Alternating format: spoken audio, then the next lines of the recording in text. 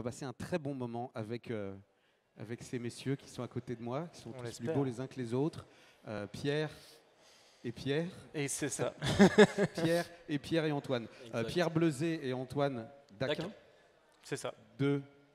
Saison qu'elle va manger à la Madeleine, juste à côté de Lille. Alors j'allais dire à Lille, mais quand on dit Lille et que c'est la Madeleine, on est fâché. On est collé, pas du tout. Ok, on a le Je suis droit. pas fâché, non, du tout.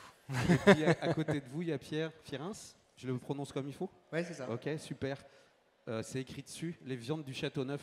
Ça tombe bien, on parle de veau, de ton veau, que vous allez nous présenter en 4 déclinaisons. Vous faites 4 On assiettes? fait 4 Quatre, assiettes. ce sera pour les mêmes. essayer de pouvoir un Ce petit sera les peu, mêmes assiettes. hein. Déguster. Voilà. Comment vous allez nous travailler ça, nous préparer ça? On s'était mis d'accord pour travailler le paleron. Je te laisserai expliquer plus pourquoi cette pièce de viande. Mais nous, on va travailler le paleron qu'on a d'abord fumé chez nous. Fumé au foin pour le travailler ici avec une cuisson minute. Et en accompagnement, on va retrouver les asperges de Cobrieux, avec qui on travaille également, ail des ours. Et on va faire une petite raviole d'ail des ours pour accompagner, sans oublier le jus de veau qu'on a réalisé pour l'occasion. Donc il y aura 4 assiettes. Ça veut dire qu'il y a des gens qui pourront venir les goûter. C'est l'idée. Okay. 4 personnes. Pas plus. 4 personnes. Alors, on dira tout à l'heure. Et on posera des questions à la fin. Ceux qui ont bien suivi tout ce qui s'est passé sur la scène artisan aujourd'hui pourront venir goûter. À côté de vous, il y a donc Pierrins, le veau qu'on va déguster, c'est le tien. Je voudrais bien que tu nous parles des viandes du Châteauneuf pendant que vous démarrez, et puis après on va revenir avec les garçons. Mais depuis quand tu es éleveur et comment est-ce que ça t'est venu? Alors, moi, c'est un peu particulier parce que beaucoup de gens parlent d'exploitation familiale. Moi, j'ai pris l'élevage après mes études agricoles à Lille. Et en fait, ça fait 5 ans que j'ai rejoint une exploitation, pour le coup, qui était familiale. Et je me suis associé avec le fils de l'exploitation. Et en fait, c'est une exploitation particulière parce qu'on transforme la viande de la ferme. Toute la viande qui est produite par la ferme est transformée aux viandes du Châteauneuf. Et le but, il est de mettre en relation des chefs, comme vous avez ici, et le monde de l'élevage. Donc c'est pour ça que Antoine parlait tout à l'heure du paleron, qui est un morceau très particulier. C'est-à-dire quand vous êtes éleveur et transformateur, vous devez équilibrer toute votre bête. C'est-à-dire que quand vous abattez un veau, vous avez les côtes, les cuisses, les morceaux à blanquette, etc. Et ce, toute l'année. Et donc le paleron, c'est un morceau qu'on mange plutôt l'hiver. Et que souvent, avec des restaurateurs, on arrive à sublimer aussi l'été avec des recettes un petit peu différentes. Voilà, là qu'on passe en cuisson poêle alors que normalement c'est une cuisson mijotée, quoi. On le voit là, le morceau, hein, ou si on le voit, si vous le voyez, oh ben vous le voyez dans la poêle, ce morceau-là. Tu dis transformateur, c'est-à-dire c'est la découpe. C'est des découpes spécifiques parfois. Il y a des, en dehors de celle-là, c'est des préparations. Ça veut dire quoi? C'est-à-dire que nous, sur la ferme, on a un atelier de découpe qui est agréé pour livrer des restaurateurs, des magasins de producteurs, etc. Et on a aussi la chance, parce qu'en France maintenant c'est une chance, d'avoir un abattoir à peine 20 km de chez nous. Donc on emmène nos veaux à l'abattoir, on les récupère et on peut les transformer sous toutes les déclinaisons, aussi bien faire de la charcuterie, faire de la viande fraîche, donc faire du gros, du demi-gros, du détail, jusqu'à la vente en direct. En fait. Pour vous, Pierre-Antoine, c'est important, c'est assez exceptionnel, même si ça paraît naturel, d'avoir ce circuit-là court. Complètement. C'est important, c'était facile de trouver quelqu'un comme Pierre? Alors, est-ce que c'était facile? Oui et non, mais je veux dire, mais dans notre restaurant, c'est ce qu'on privilégie le plus, justement, le circuit court. On passe uniquement avec des produits locaux et tout ça. Et voilà, quand on a pris connaissance justement des viandes du Châteauneuf, on n'a pas hésité une seule seconde. Quand on a ouvert notre resto, on était en plein Covid, donc du coup ça s'est retardé. Et j'ai envie de dire, grâce au Covid, on a eu la chance justement d'avoir le temps de rencontrer nos producteurs et tout ça. Donc on a pu venir directement sur place et voir un petit peu comment ils bossaient. Et non, enfin, super intéressant justement de voir un petit peu comment ils fonctionnent. Et justement, c'est super rassurant de voir un peu qu'il existe des personnes comme ça qui ont un peu la même éthique que nous, quoi. Donc voilà. Parce que la viande, elle est beaucoup remise en question dans nos modes d'alimentation. On pointe aussi beaucoup du doigt l'élevage en confondant souvent les types d'élevage. Tu montres un exemple, tu montres qu'on peut ne pas faire des grands trajets, tu l'as dit, tu montres qu'on comprend bien que c'est des animaux qui ne sont pas maltraités. C'est difficile de convaincre, Et est-ce que c'est parfois aussi un peu ingrat? Est-ce que on n'est pas un peu mal vu quand on est éleveur de viande aujourd'hui? Alors oui, éleveur, transformateur, abatteur, effectivement, c'est des métiers qui aujourd'hui posent question. Moi, tous mes amis, les gens que je rencontre disent mais vous n'êtes pas embêtés par l'actualité, etc. Alors non, à partir du moment où on a des bons partenaires. Là, comme là, ça fait partie des très bons partenaires. C'est des gens qui défendent ça en fait. Donc dans leur restaurant, les gens viennent, etc. Ils disent bah nous on veut quand même manger de la viande, de la bonne viande. Et eux ils disent bah oui, nous on vous garantit que c'est de la bonne viande parce qu'on achète à tel endroit, tel endroit, tel endroit. Et après c'est un métier comme un autre. Aujourd'hui, beaucoup de gens dans l'agriculture se reposent entre guillemets sur le système actuel. Donc c'est on met les vaches dans les grands systèmes et elles partent à l'exportation, à l'importation, peu importe où elles partent, mais on produit, on ne sait plus pourquoi. Et nous en fait comme on sait pourquoi on produit, forcément on défend hyper bien notre produit, entre guillemets facilement. C'est pas facile de le défendre, mais on le défend facilement. Et après, c'est mettre tout un système en place, donc c'est être capable de pouvoir livrer les restaurateurs. Parce que nous, on est à 30 km d'ici, on est à 200 km de Paris et on va aller faire avec ça. À 100 km de Lille. Donc forcément, il faut mettre en place un système de livraison, il faut avoir contact avec ces gens, donc il faut être sur les réseaux sociaux, etc. C'est pas forcément évident.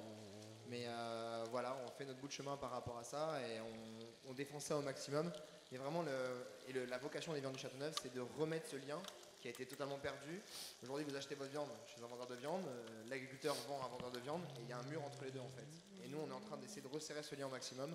De dire voilà, nous, on est éleveurs, transformateurs et on peut vous raconter toute la filière du début, quoi. C'est un intérêt, je l'évoquais, sur le bien-être, sur la distance, c'est aussi un intérêt humain. Enfin, je veux dire, là, il y a un lien humain direct entre celui qui a élevé, celui qui a fait et celui qui va utiliser. Ça joue aussi pour toi? C'est génial. C'est vraiment génial. Nous, on voit les choses, comme je disais, par les réseaux sociaux, etc. Puis on rencontre les gens, on sort de notre ferme. Ça, c'est un truc très important aussi, c'est de dire on reste pas... alors, pas toujours évident, mais on reste pas cloîtré dans sa campagne, etc. On y va, on va les voir, on va à Lille, on mange chez eux, on a une vraie relation qui se fait. Et ça amène à des choses où ils disent bah tiens, j'ai un copain qui a un autre restaurant quelque part, etc. J'ai un copain qui a un magasin. Et on avance comme ça, on réfléchit, il faut faire une grosse remise en question à chaque fois. Mais c'est génial. C'est eux qui sont venus te chercher ou Ouais. Et comment comme ça, vous avez dit, vous avez entendu parler, c'est du quoi? On a entendu parler, après des restaurateurs déjà avec lesquels ils bossent dans la métropole lilloise. Et voilà, nous, dans l'ancien resto où on bossait, on avait déjà un boucher avec qui on avait l'habitude de bosser, tout ça. Et on voulait, changer un petit peu, voir un petit peu ce qui se passait autre part. Et voilà, juste avec du bouche à oreille, quoi. On les a contactés et puis ça s'est très bien passé, direct. Hein. Direct. Saison, hein, c'est écrit dessus, on comprend bien. C'est des légumes de saison, c'est des produits locaux. Effectivement. On voit bien votre démarche. Saison, c'est aussi une cave à manger, ça veut dire qu'on y boit. On y boit bien et on y boit bon, toujours dans le respect de l'environnement au maximum. Chez nous, on va retrouver exclusivement du vin nature. Donc voilà, où les vignes sont cultivées de manière ultra responsable, sans la brusquer, tout ça. Et voilà, c'est pour ça qu'on a envie justement de passer ce message, que ce soit dans l'assiette ou dans le verre, quoi. Pendant ce temps-là, Antoine, vous aviez tous les deux fait cette pâte à l'ail des ours. était en train à l'ail des ours. Hein. Alors, une pâte à ravioles, et du coup à l'intérieur on va venir mettre un pesto d'ail des ours. Donc, voilà, donc l'ail des ours, on est vraiment en pleine saison, là on est en plein dedans. Les asperges pareil, là elles viennent d'arriver il y a quelques semaines. Et donc voilà, le veau du coup qu'on est en train de cuire. Voilà. Chez nous on aime l'amour, hein, et chez nous l'amour ça s'appelle le beurre. Et tu disais, le paleron il était déjà... Il a été fumé au préalable, ouais, okay. Tout à fait. Combien de temps? Fumé au foin, voilà, pendant 15-20 bonnes minutes, pour vraiment que la chair s'imprègne bien à l'intérieur. Les asperges également ont été fumées, histoire d'avoir un petit rappel justement aussi par rapport à la viande. Avec ça, on va servir également des asperges crues, juste assaisonnées, à base d'une vinaigrette d'ail des ours. Vinaigre d'ail des ours et huile d'ail des ours. Voilà, pour rester vraiment dans le thème du plat. Dans le thème de l'ail des ours. Non mais voilà, c'est ça. En gros, on va retrouver 3 ingrédients principalement. Ce sera le veau, l'asperge et l'ail des ours. Voilà, tout. Là, on est sur... C'est veau. Il y a quoi d'autre vient du Châteauneuf. Et quelle race tu élèves? Alors, qui dit veau dit vache aussi, forcément. Nous, sur l'exploitation, on a des vaches de race limousine et race Angus.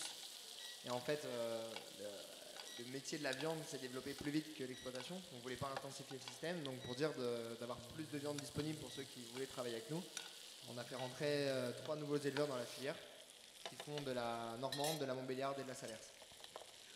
Donc tu parles d'une filière. Maintenant, il y a combien d'éleveurs qui viennent bénéficier donc de votre savoir-faire de transformateur, hein, si je comprends bien? C'est ça, c'est ça. Il y a 6 éleveurs, 4 en bœuf et en veau, et 1 en porc et 1 en agneau. Et vous êtes tous sur la même région ou c'est sur tous les Hauts-de-France? Alors il y en a un, le plus loin, c'est dans l'Avesnois, que c'est un copain. Et après les autres, c'est Pas-de-Calais. Il y a Dèvres, Saint-Paul-sur-Ternoise, Audingan, Fruges et nous à Audincan. C'est la question que je pose à tout le monde et évidemment on connaît un peu la réponse, mais quand même ça fait plaisir de voir après tout ton travail ce que eux ils en font et comment est-ce qu'ils se réapproprient ce que toi tu as fait. Bah, c'est limite un critère en fait aujourd'hui, des gens qui vont entre guillemets pas bien travailler derrière. Bah, en fait ça s'arrête très vite avec eux parce que c'est des gens qui vont alors forcément on est sur un marché concurrentiel, faut pas l'oublier, mais qui vont faire jouer énormément la concurrence, etc. Mais on parle souvent pas du même produit. Effectivement, des gens qui fournissent des restaurants en paleron de veau, en entrecôte, en tout ce que vous voulez, il y en a plein. Il y en a plein qui font un super travail en plus, c'est pas ça le sujet, mais nous ce qu'on vend vraiment c'est la traçabilité, le direct et le travail sur mesure. Donc voilà, ceux qui ne veulent pas s'approprier ça aussi dans leur restaurant, dans leur transformation, bah, en fait ça se termine très vite avec nous. Et nous on garde vraiment les gens qui font ça bière complète. Donc c'est un échange, ça veut dire que si les chefs viennent te voir et te disent est-ce que tu pourrais me travailler ici, ou est-ce qu'on pourrait envisager cette coupe-là, ou est-ce que c'est aussi une discussion qui peut avoir lieu? Ah oui, parce que je pense que c'est très casse-pied de travailler avec nous, franchement, parce que quand vous êtes au Vous restaurant... confirmez là-bas? Pierre, Antoine, c'est casse-pied de travailler avec lui? Très Comment plaisant. C'est casse-pied de travailler avec Pierre? Enfin, vous savez même pas. Un petit peu, mais bon, il fait des bons produits, donc ça va. Je t'ai interrompu. Tu disais. C'est-à-dire qu'en tant que commerçant aussi, parce qu'on élève des animaux, on les transforme, etc. Mais on est quand même commerçant, on vend notre viande. En fait, on se met plein de balles dans le pied parce qu'on refuse tout le temps. Parce qu'aujourd'hui, les gens ils disent bah tiens, je vais mettre du filet de veau à ma carte, il m'en faut 50 kilos la semaine prochaine. Bah ouais, 50 kilos de filet de veau, c'est ma production à l'année. Donc la semaine prochaine, ça va être court. Par contre, si tu veux 100 kilos d'un morceau qui là m'ennuie d'avoir, il n'y a pas de souci. Et donc effectivement, c'est casse-pied parce que les gens nous appellent très enthousiastes, je vais faire ci, je vais faire ça, et nous en fait on les ramène à la réalité en disant bah non, nous on n'a pas ça, mais on a ça et ça. Et c'est là que le métier, la relation se fait, et comme je disais, il y en a, c'est tout à coup ils disent bah de toute façon t'as pas envie de vendre donc on travaille plus avec toi, bah, c'est tout, ça s'arrête là. Ou alors des gens qui disent bah on va se gratter la tête et on va vraiment essayer de travailler ensemble. On l'évoquait la scène juste avant avec Christophe Dufossé et avec les poissons sur cette idée justement que c'est important pour les chefs de s'adapter à ce qu'on pêche et non pas à la pêche de s'adapter aux chefs. C'est la même chose, mais sur la viande on n'en parle presque jamais. On a l'impression il y a quand même tout un tas des parties de l'animal qu'on mange plus, qu'on mange pas, qui ont disparu des menus et des assiettes. Bien sûr, et qui sont en plus avec une saison très forte. Aujourd'hui, on parle beaucoup d'écologie, surtout l'écologie de la viande. L'abattage, l'élevage, etc. On sait que ça consomme du carbone, etc. Après, on peut bien le faire, c'est un tout autre débat. Mais aujourd'hui, on arrive à des points où des boutiques nous disent bah tiens, Pâques, on veut que du gigot. Oui, enfin, moi, ils sont bien gentils, mais je tue des agneaux d'un éleveur, on essaie de saisonner un peu les agneaux pour Pâques, et on n'a pas que le gigot. Et il y a des restaurants comme les Saisons, etc., qui travaillent avec nous pour vendre les autres morceaux à Pâques. Mais surtout qu'on arrive à des points où on fait venir des conteneurs de Nouvelle-Zélande. J'ai rien contre la Nouvelle-Zélande, j'y suis allé, ils travaillent super bien. Mais en termes d'empreinte carbone, votre petit gigot d'1 kilo, là, il a traversé le monde à moins de degrés. Enfin voilà, c'est pas bon, on perd tout ça. Et aujourd'hui, la saison et les cultures de l'alimentation, en France, on mange de la viande plutôt rouge, grasse, etc. À l'exportation, on mange plutôt de la viande maigre, blanche. Ça amène à des aberrations écologiques qu'il faut remettre au centre du débat. Et nous, on combat ça. Et en fait, beaucoup de gens le comprennent, mais malheureusement, beaucoup de gens ne comprennent pas. Les clients, les vôtres, je vais pas, j'imagine qu'ils comprennent et qu'ils n'ont pas de problème à manger tous les morceaux que vous leur proposez, mais est-ce que ça a fait l'objet d'une éducation? Est-ce qu'il fallait les convaincre? Pas forcément. Pas forcément, non, parce que je pense que... Quand tu mets un paleron comme ça, personne dit c'est quoi, non, ah bon. Non, du tout, parce qu'après il y a le discours qui va derrière et je pense que les gens sont plus sensibles justement à cette idée le sont de plus en plus à cette idée de cuisine locale et voilà, sans effectivement, comme tu disais, traverser tout le monde avant d'arriver ici. Donc non, on n'a pas forcément besoin de trop se justifier. Les gens, voilà, quand ils viennent au resto, ils savent que c'est pour prendre du plaisir. Pour recevoir beaucoup d'amour. Hein, exactement, on est Ça. d'accord. Et, ça sent l'amour. Hein, c'est vrai. Ça sent l'amour, on est d'accord.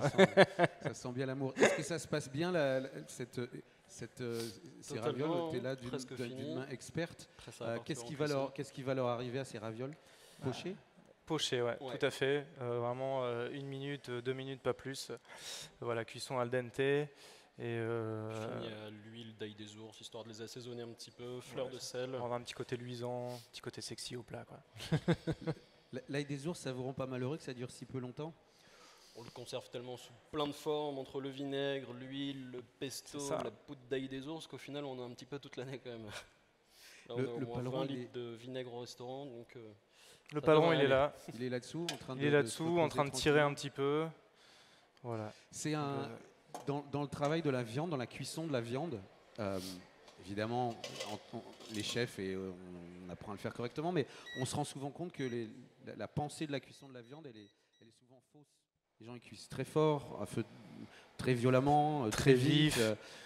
C'est tout l'inverse qu'il faut faire. Il faut lui laisser le temps. Il faut laisser le temps, il faut vraiment respecter le produit. Voilà, effectivement, faut pas l'envoyer à plein feu tout de suite. Enfin, vraiment à feu vraiment modéré pour laisser le temps à la température d'arriver tranquillement jusqu'au milieu du morceau. Parce que sinon après voilà, si on cuit vraiment le morceau trop vivement, on va vraiment avoir ce côté croûté à l'extérieur, mais à l'intérieur on peut être surpris de.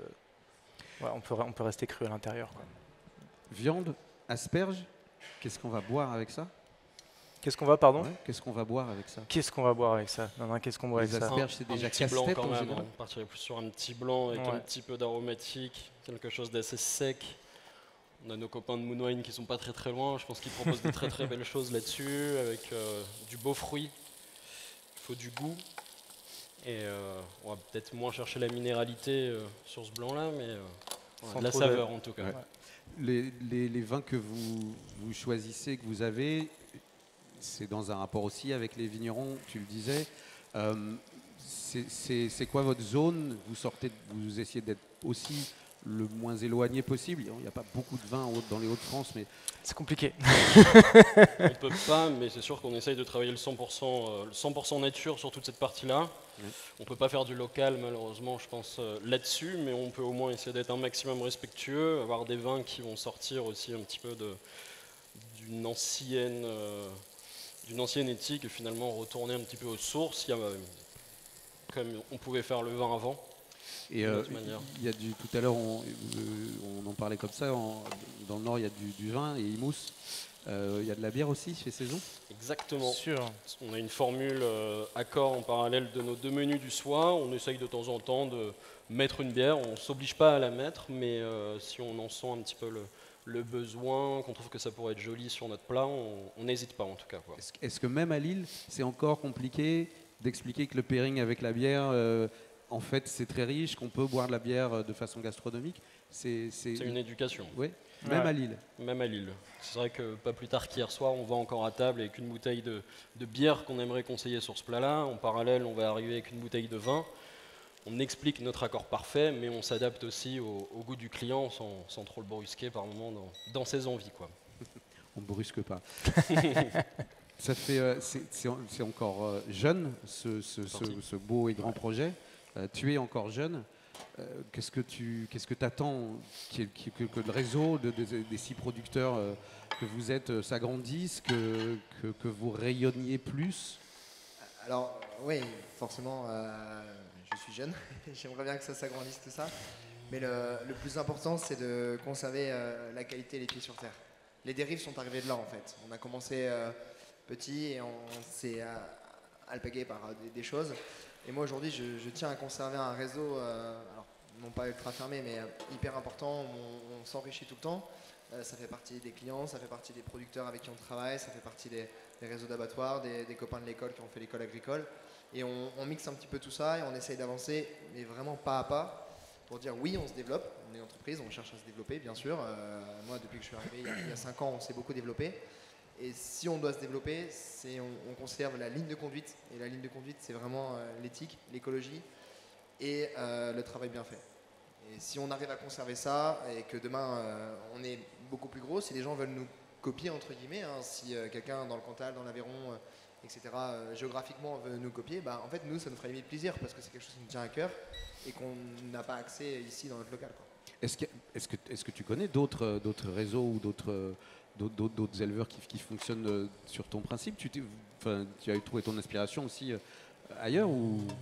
Alors moi il faut reconnaître que j'ai pas mis le pied à l'étrier de la filière, c'est mes prédécesseurs, la famille Boucher qui est originaire du Touquet d'ailleurs, qui ont vraiment lancé la chose. Moi je suis venu apporter plutôt une vision plus radicale peut-être de la chose et remettre un peu d'organisation sans vouloir les vexer.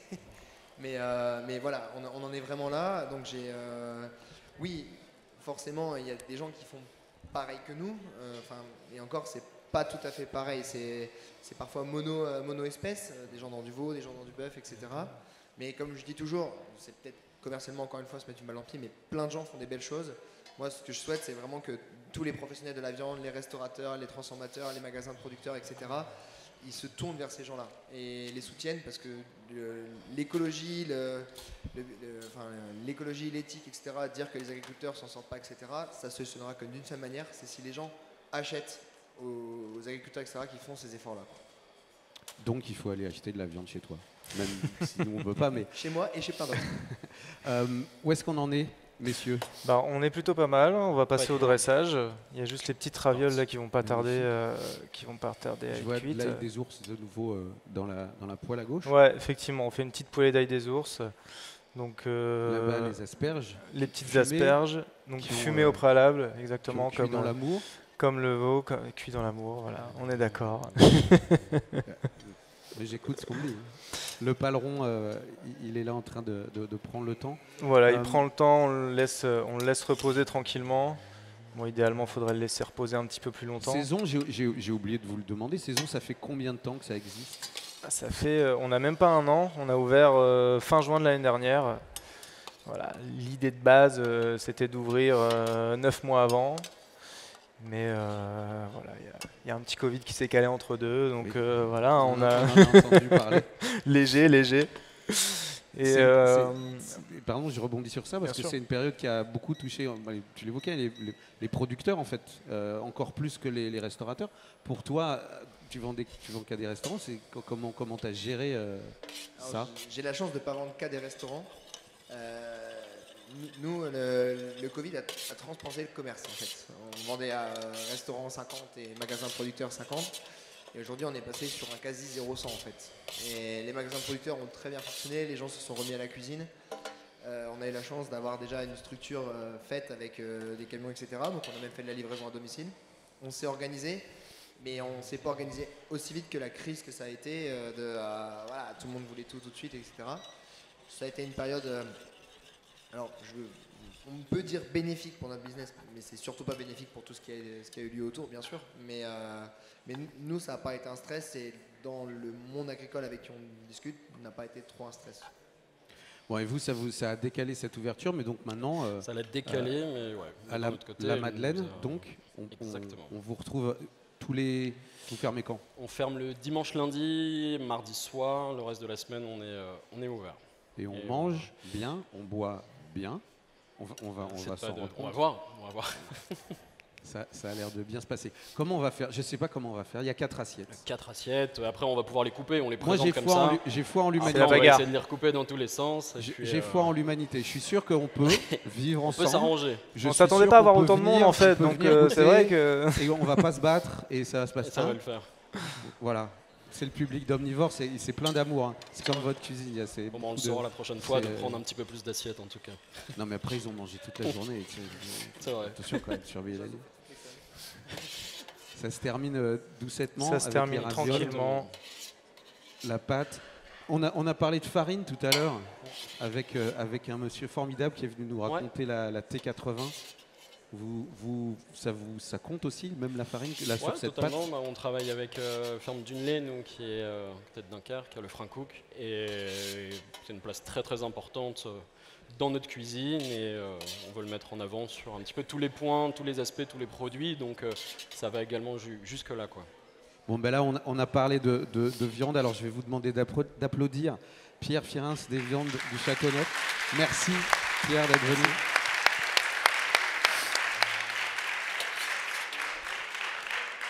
Et puis, je vais vous demander d'applaudir les duettistes Pierre Bleuzet et Antoine Daquin de Saison à la Madeleine, à Lille.